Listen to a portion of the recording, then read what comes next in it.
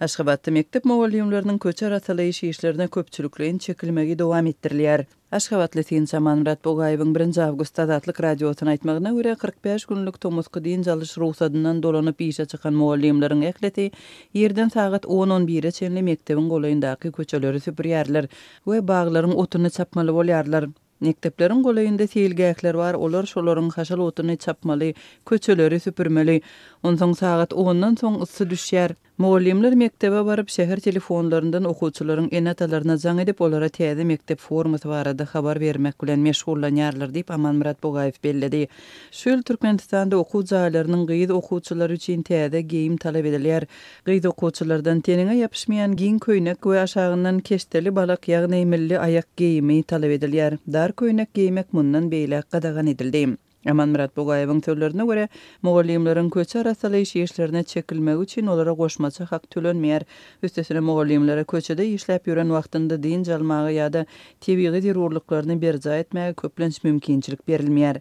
Mektep mugallimleri bilen söhbetdeş bolan Aşgabatly Tinçe mugallimleriň gatnaşmagyndaky köçer atalaýyş işleriniň iýul aýynyň 2-nji ýarymynda başlanyp okuw ýylynyň başyna çenli dowam ettiriljegini aýtdy. Aşgabatyň orta mekdeplerinde mugallimleriň köçeleri arasalamak işlerine çekilmegi boýunça mektep ýol başçylaryndan we Türkmenistanyň bilim ministrliginden resmi kommentari alyp bolmady.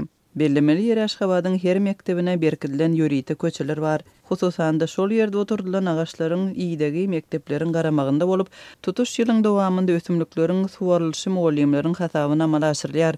Soňky ýyllarda ýöredilýän yglan edilmedik düzgüne görä ýylyň dowamında mugallimiň her aýlygyndan hakyny bagwan tutmak üçin ortaça 10 manatdan alynýar. Türkmenistanyň ýol başçylary Aşgabatyň abadançylygyna döwlet derejesinde aýratyn üns berýärler. Paýtagtyň kommunal hojalyk edaralarynyň işgärleri köçeleri köplenç el bilen arasalaýarlar, süwse bilen süpürüp ýuwýarlar. Şäheriň arasaçylygyny saklamak boýunça işlere döwlet edaralarynyň işgärleri şol sandy mugallimler hem köpçülükleýin gatnaşdyrylýar. Birleşen Ştatlaryň döwlet departamentiniň ýangy ýakynda çap eden ýyllyk hasabatynda Türkmenistan mejburi iş güýjüne ulanmakda dünýä derejesinde iň erbet ýagdaýly ýurtlaryň hatarynda agdaldy.